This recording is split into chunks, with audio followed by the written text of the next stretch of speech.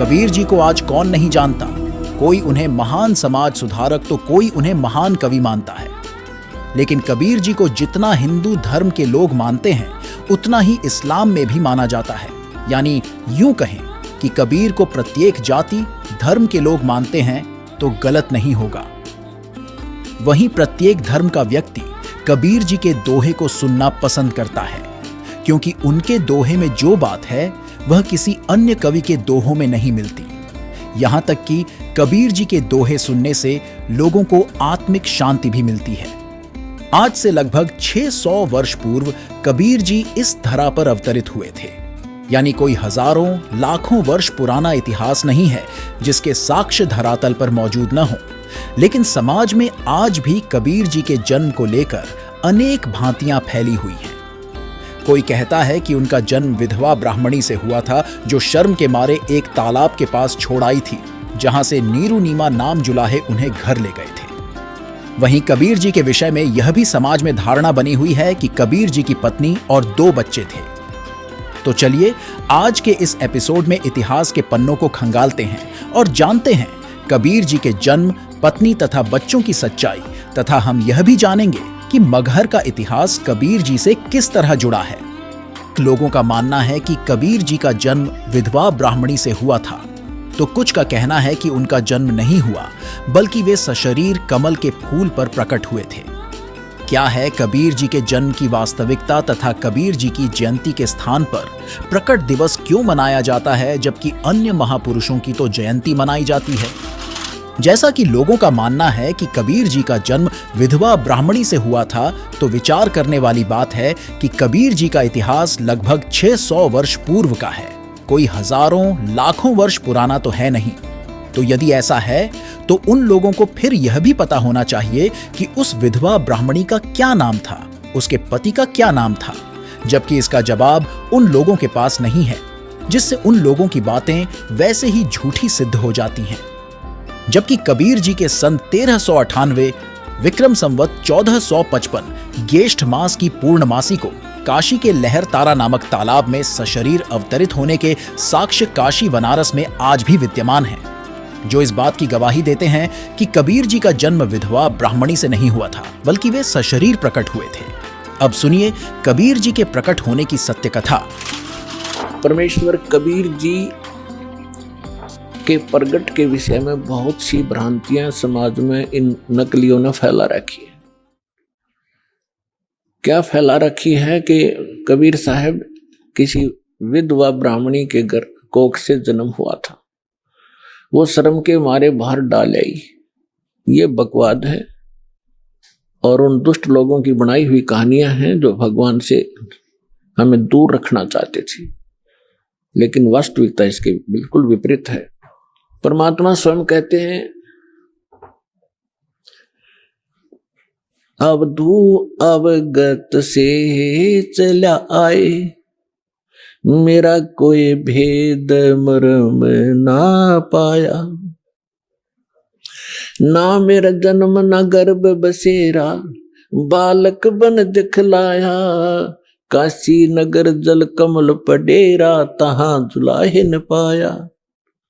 मात पिता मेरे कछु नहीं, ना मेरे घर दासी, जुल्हे का सुत आने कहाया, जगत करे मेरी हासी। स्वयं परमात्मा ने आके बताया कि मेरे कोई मात पिता नहीं थे और किसी कारण से मैं प्रत्येक युग में अपने बच्चों को संभालने के लिए ये लीला किया करता हूं। परमात्मा प्रत्येक युग में ऐसी ही लीला करते हैं, कमल के फूल पर आकर शिशु रूप धारण करते हैं। एक सतिथि इनकी ऐसी है यहाँ आने की, और वैसे जब चाहे कभी भी एक साधु रूप में, अन्य रूप में कभी प्रकट होकर के अच्छी आत्माओं को मिलते हैं, उनको ज्ञान देते हैं। तो जब परमात्मा कलयुग में आए सन 1398 संवत 1455 ज्येष्ठ उत्तरते की पूर्णमासी, ज्येष्ठ सुधी पूर्णमासी को ब्रह्म मुहूर्त में, ब्रह्म मुहूर्त होता है सूर्य उदय होने से 1.5 घंटा पूर्व, सतलोक से आए मालिक और एक शिशु रूप धारण करके और नीचे को गति की। उस समय बनारस के अंदर, काशी के अंदर एक रामानंद नाम के बहुत बड़े विद्वान प्रसिद्ध थे। उनके विषय में माना जाता था कि इन्होंने चारों वेदों को, 18 पुराणों को, श्रीमद् भगवत गीता को ठीक ढंग से जाना है, जिस कारण से वो प्रचार किया करते थे। और उन्होंने 1400 ऋषि शिष्य बना रखे थे, जो उनके द्वारा बताए गए ज्ञान को आगे जनता में प्रचार किया करते थे। स्वामी रामानंद जी एक ब्राह्मण के अतिरिक्त अन्य किसी जाति मजहब वाले को अपना शिष्य नहीं बनाते थे। अन्य को वो एक हेय समझते थे, अपने से घटिया मानते थे। अब उन्होंने 1400 ऋषि पंडित शिष्य बना रखे थे। उनमें से एक अष्टानंद नाम के ऋषि थे, और वो प्रतिदिन एक लहर तारा नामक तालाब था, आज भी है, लेकिन अब तो वो सिर्फ एक यादगार रूप में ही रहा है। और उस लहर तारा तालाब, उसका नाम कैसे पड़ा? गंगा दरिया का जल वर्षा के दिनों में जब फुल स्विम पर चलती है तो गऊ घाटों के ऊपर से वो ओवरफ्लो होकर लहरों के द्वारा उछल उछल कर एक बहुत बड़ी झील में समा जाता था, भर जाता था। उसको लहर तारा नामक तालाब कहने लगे। और उसका फिर सारा वर्ष बहुत सुंदर स्वच्छ जल रहता था, क्योंकि गंगा के जल में एक विशेषता है कि ये खराब नहीं होता, क्योंकि ये जल सतलोक से आया है।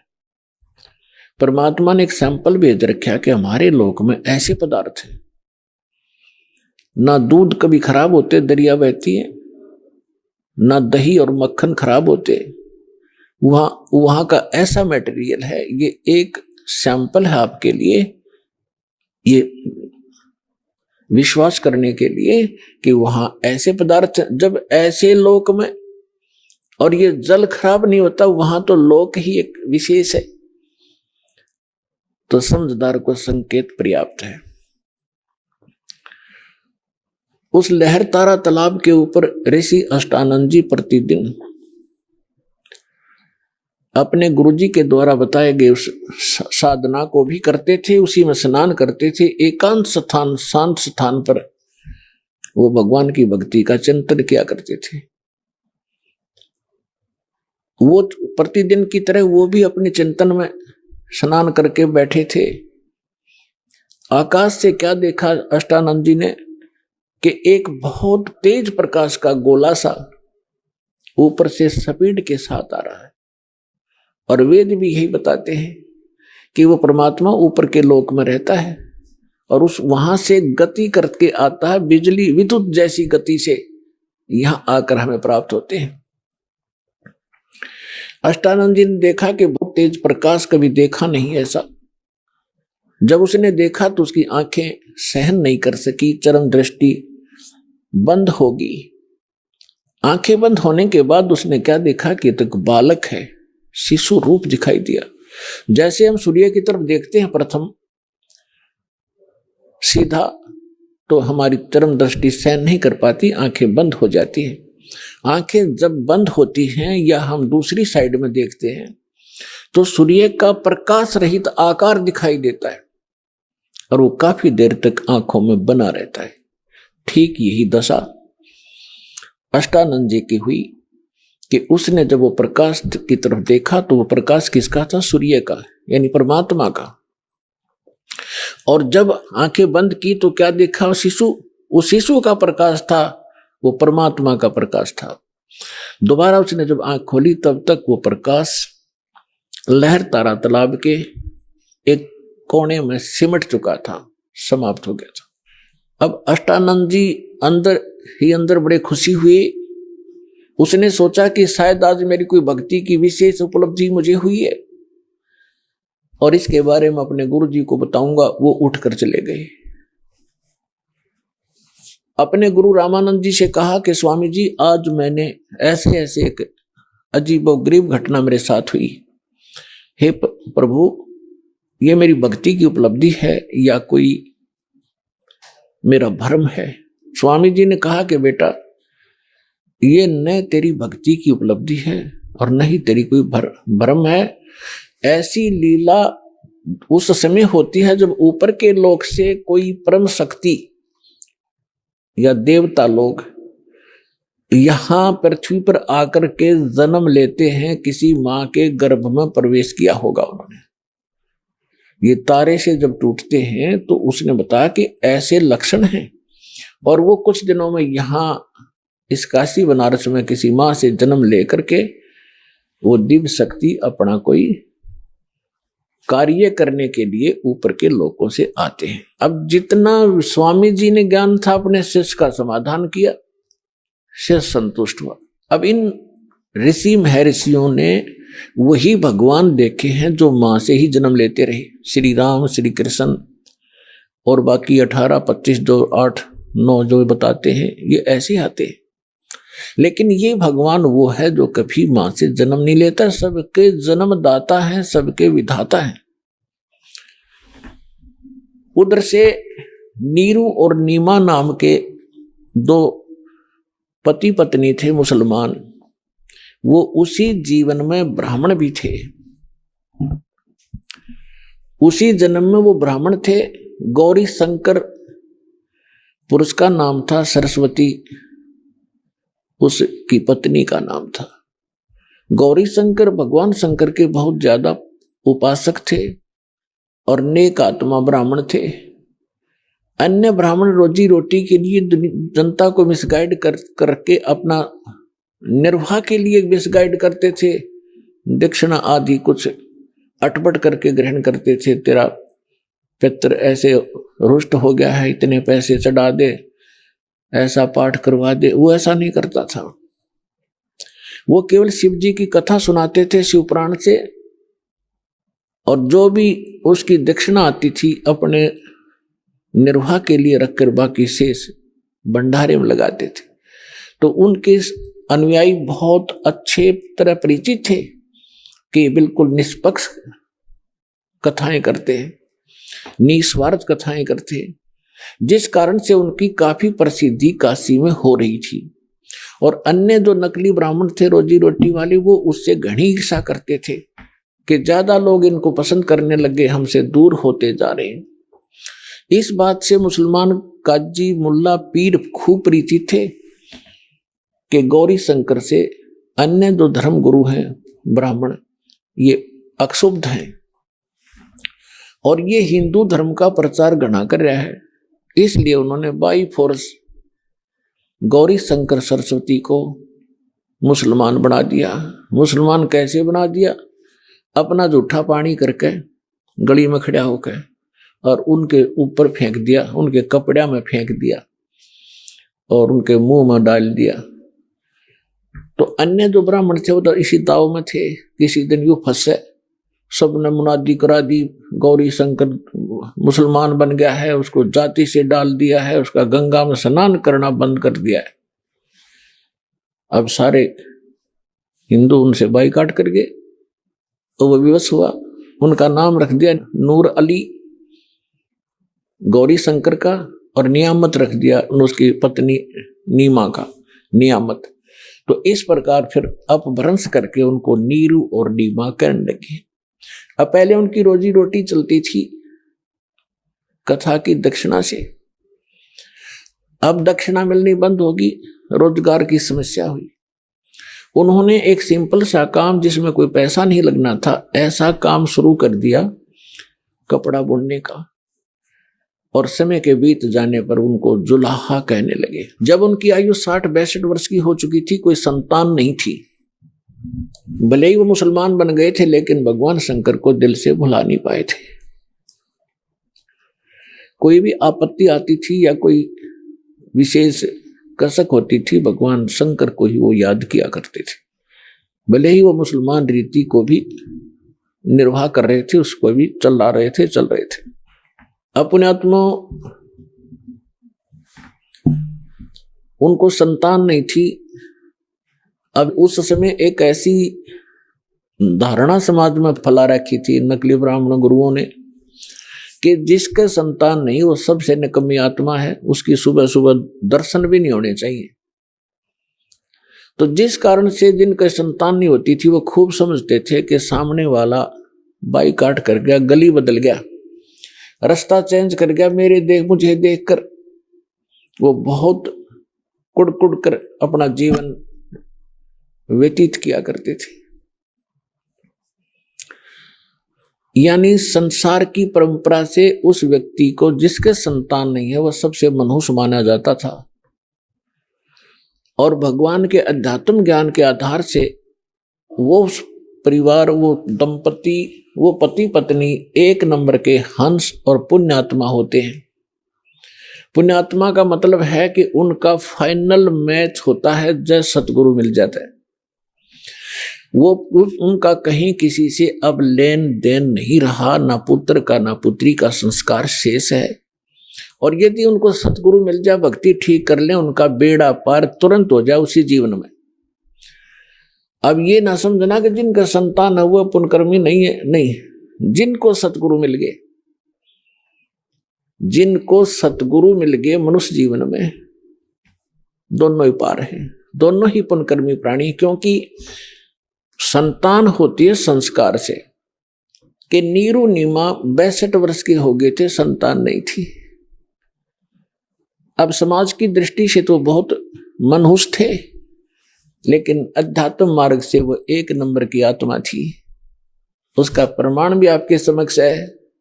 जिनकी गोदी में भगवान खेले, वो समर्थ शक्ति जिनको भटक रहे हैं, हम खोजने के लिए जंगलों में बैठ के शरीर खत्म कर दिया हमने तपा करके, लेकिन रास्ता ठीक ना होने से वो कहते ना गणते जांडी काटने का आड़ी तरीका था ही हमारा। गण से जांडी कटा नहीं करती, वो तो वही आरी चाहिए या तीखी को आड़ी चाहिए जिससे जांडी कटे। तो हम लकड़ी के गणते जांडी काटा थे, यानी वो विधि परमात्मा पाने की ठीक नहीं थी, और उसके लिए हम भटक रहे थे। और वो परमात्मा उनको मिला जिनको संसार मनहूस कहा करता था। अब समय जैसे तैसे वो व्यतीत कर लेते हैं स्वयं तो जिनका संतान नहीं, लेकिन ये संसारिक व्यक्ति अपनी सोच से जब भी उनसे मिलते हैं कोई ना कोई इंजेक्शन लगा ही देते हैं कि एक संतान तो चाहिए थी, एक बालक तो चाहिए था घर में। तो कुछ भूल पड़े तो वो काल पड़ने देता ना, किसी न किसी को भेज के उनके इंजेक्शन लगा दे। उससे पहले दिन उस नीमा का कोई रिलेटिव, कोई बहन आई थी, और उसने भी सारी रात यह चर्चा रखी, ये भगवान देखिए बलका बिना तो घर सुना सुना लगे है, बच्चों बिना बता के जीवन है। अब उस माई का फिर वो इंजेक्शन लागी, वह तो चली गई, सारी रात रोई।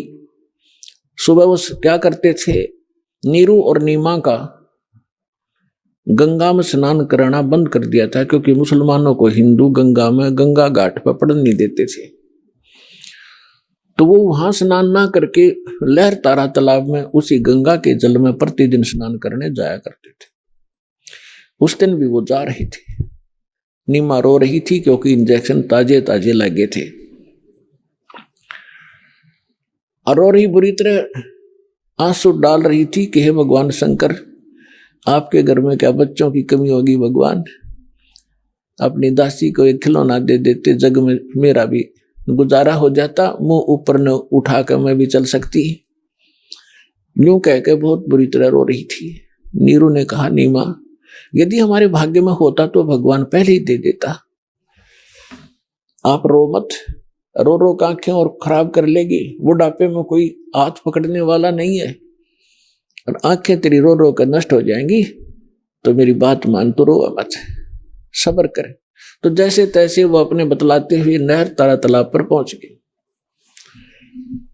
अष्टानंद वहां से जा चुका था। पहले नीमा ने स्नान किया, स्नान करके उस तालाब से बाहर आ गई। फिर नीरू स्नान करने के लिए प्रवेश किया नीरू ने। अब नीमा ने फिर जो वस्त्र बांध कर वो स्नान क्रिया किया था उसको धोने के लिए पुनः किनारे पर गई। पति नहा रहा था। से जून का महीना, गर्मी का मौसम था।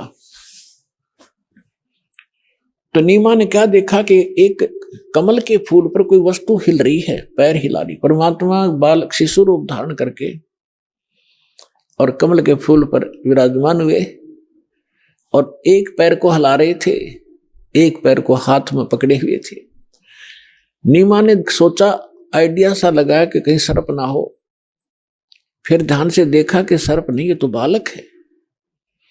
उसने अपने पति से कहा कि देखना जी, कमल के फूल पर बालक है, इसको उठाना जरा। अब नीरू नहा रहा था। अब उसने सोचा कि अब मेंटल वाली, इसका मानसिक संतुलन बिगड़ गया इन बालकों की चिंता कर करके। अब इसने जल में भी बालक दिखाई देने लगे। नाता नाता कहता है कि नीमा, कुछ सब्र कर, कुछ संतोष कर, विश्वास कर भगवान पर। ये क्या रट लगा रखी है तेने बालक बालक वाली? तुझे अब जल में भी बच्चे दिखाई देने लगे, तू मान जा मेरी बात। नीमा फिर कहते, देखो जी, मैं सच कह रही हूं। अब उसने एक विशेष कसक के साथ कहा, जिधर संकेत हाथ का करे थी उधर नजर गई स्नान करते करते नीरू की। उसे उससे थोड़ी दूरी पर था। उसने देखा सचमुच तो बालक है। कमल के फूल समेत तोड़कर अपनी पत्नी को थमा दिया। अपने आत्मा, जिस परमात्मा के लिए हम भटक रहे, जिसकी चर्चा करने से भी रोम रोम करना जाते हैं, और वो परमात्मा उस माई की गोदी में है, उसको कैसा सुख हुआ होगा, उसको कैसा महसूस हुआ होगा, उसका वर्णन किसी शब्दों में नहीं किया जा सकता। अब आपको आदरणीय गरीबदास साहिब जी के द्वारा परमात्मा की महिमा की वाणी जो प्रकट हुई थी 12वें पंथ में, उसके आधार से आपको सुनाएंगे। जैसे तुलसीदास जी ने लाखों वर्ष पहले घटी घटना रामायण की, भगवान श्री राम और उनकी जो लीला थी, तो लगभग लाखों वर्षों के बाद उन्होंने दोबारा लिख दी चौपाइयों के माध्यम से। और बिल्कुल सत्य है, क्योंकि एक दिव्य दृष्टि प्रदान होती है भगवान की तरफ से प्राणी को।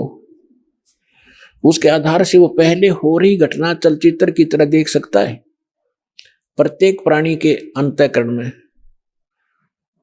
ये सब के अंदर डिपॉजिट है, जितनी भी घटना घट रही है इस ब्रह्मांड के अंदर। लेकिन वही देख सकता है जिसका इंटरनेट कनेक्शन फिट हो जाए और चले, वही देख सकता है। दिव्य दृष्टि की भी क्षमता होती है। जैसे एक दूरदर्शी होती है 1 किलोमीटर तक देख सकती है, और एक दूरदर्शी होती है ऊपर के ग्रहों तक को देख लेती है। तो इसी प्रकार जो तुलसीदास जी की दिव्य दृष्टि यानी दूरदर्शी थी, दूरबीन थी, वो थोड़ी क्षमता की थी।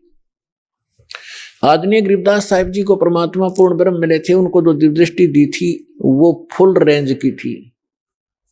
उसने बहुत आगे और पहले की और भविष्य की सब जानकारी गरीबदास साहिब जी ने दी। और 600 वर्ष पहले परमात्मा जो आए थे, जो उनकी वार्ता हुई थी, वो अपनी लैंग्वेज में यथार्थ घटना चित्रार्थ की, वो सुनिएगा। 84 बंधन कटे कीनी कल्प कबीरे, 52 चतुर्दश लोक सब ये टूटे जम जंजीरे, अनंत कोट ब्रह्मांड में बंदी छोड़ कहाए, सो तो एक कबीरे हैं जननी जने नवाए। परमात्मा स्वयं भी कहा मालिक ना करके, मात पिता मेरे कछु नाही, ना मेरे घर दासी, दुल्हे का सुत आण कहाया, जगत करे मेरी हासी। ना मेरा जन्म ना गर्भ बसेरा, मन बालक बन दिखलाया, काशी नगर जल कमल के ऊपर, तहां जुलाहे न पाया। और यही परमात्मा से परिचित वो पुण्यात्मा गरीबदास साहिब जी बता रहे हैं। अनंत कोट ब्रह्मांड में बंदी छोड़ कहाए, सो तो एक कबीर है जननी जने नवाए। गरीबदास जी कहते हैं ये बंदी छोड़ है। यजुर्वेद अध्याय नंबर 5 के और मंत्र नंबर 32 में लिखा है, कबीर अंगारी असी बंभारी असी, रत धामा असी। रत धाम माने सतलोक का मालिक, और बंभारी माने बंधनों का शत्रु, बंधनों का नाश करने वाला बंदी छोड़। अंगारी माने पापों का नाशक, पापों का शत्रु। ये कबीर परमात्मा है और वो सतलोक का मालिक है। तो यहां स्वयं परमात्मा भी कहते हैं, बंदी छोड़ हमारा नामम, अजर अमर है अस्थिर ठामम। अमर करूं सतलोक पठाऊं, तात बंदी छोड़ कहूं। यहां गरीबदास जी भी कह रहे हैं, अंत कोट ब्रह्मंड में बंदी छोड़ कहाए, सो तो एक कबीर है जननी जने नवाए। शब्द स्वरूपी साहेब धनी, शब्द से अंद सब माही, बाहर भीतर रम रहा जहां तहां सब ठाई। जल थल पृथ्वी गगन में बाहर भीतर एक, पूर्ण ब्रह्म कबीर हैं ये अवगत पुरुष अलेख। सेवक होके उतरे इस पृथ्वी के माही, जीव उदाहरण जगत गुरु बार बार बलि जाही।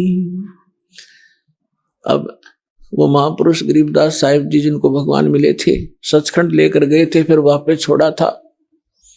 परमात्मा को आंखों देखकर उनसे प्राप्त दिव्य दृष्टि और ज्ञान योग खुल जाने के उपरांत क्या कह रहे हैं कि सेवक होकर उतरे। उतरे माने वहां से चलकर आए, अवतरित हुए इस पृथ्वी के माही, दास बनकर आए, एक दुल्हा बनकर हमें दिखाया कि यदि तुमने मुक्ति चाहिए, यहाँ की बकवादों को देखकर अपने मूल उद्देश्य को भूलो मत। अब गरीबदास जी कह रहे हैं, सेवक होकर उतरे यानी दास बनकर आए भगवान इस पृथ्वी के माही। उद्देश्य क्या लेकर आए? जीव उदाहरण जगत गुरु बार बार बलि जाऊं मैं। कि जीव उदाहरण के लिए वो जगत गुरु, सारी सृष्टि को सच्चा ज्ञान देने वाले वो जगत गुरु इसका नाम होता है। ये नकली जगत गुरु का पता नहीं है। जगत गुरु लिख रहे हैं, तत्वदर्शी लिखे, ये सब डुप्लीकेट हैं सारे के सारे। अज्ञानी प्राणी है जिनको कह भी पता नहीं अध्यात्म मार्ग का। पुण्यात्माओं देखो, परमात्मा की दया बिना सच्चाई ना कही जा सकती और ना स्वीकार हो सकती।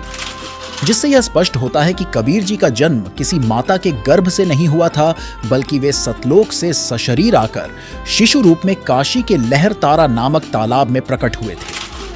वहीं ऋग्वेद मंडल 9 सूक्त 93 मंत्र 2 व ऋग्वेद मंडल 10 सूक्त 4 मंत्र 3 में प्रमाण है कि पूर्ण परमात्मा जब शिशु रूप में प्रकट होते हैं तो उनका जन्म माता के गर्भ से नहीं होता, बल्कि वह परमात्मा सशरीर आता है और वापस सशरीर अपने अमर धाम को चला जाता है। और यह लीला कबीर जी ने की है, जिसका इतिहास आज भी काशी में, जहां कबीर जी प्रकट हुए, तथा मगहर वर्तमान जिला संत कबीर नगर में, जहां से कबीर जी सशरीर अपने अमर लोक को चले गए थे, उन घटनाओं के साक्ष्य पृथ्वी पर मौजूद है।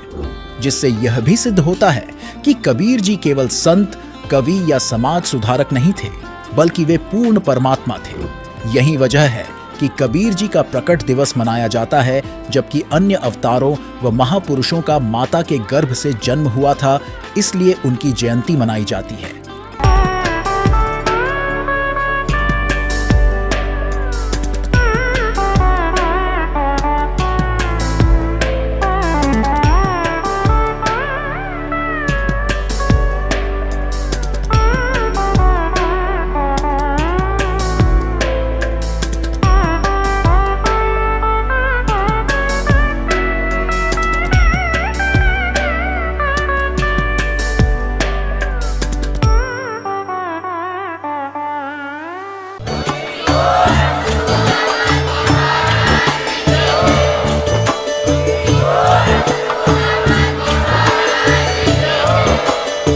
सुन रहे थे जगत गुरु तत्वदर्शी संत रामपाल जी महाराज जी के मंगल प्रवचन। अधिक जानकारी के लिए विजिट कीजिए हमारी वेबसाइट www.jagatgururampalji.org। संत रामपाल जी महाराज जी के शुभ आशीर्वाद से पूरे विश्व भर में 500 से भी ज्यादा नाम दीक्षा केंद्र हैं, जिन पर संत रामपाल जी महाराज जी द्वारा ऑनलाइन निशुल्क नाम दीक्षा दी जा रही है। अपने नजदीकी नाम दीक्षा केंद्र का पता करने के लिए संपर्क करें 8222880541।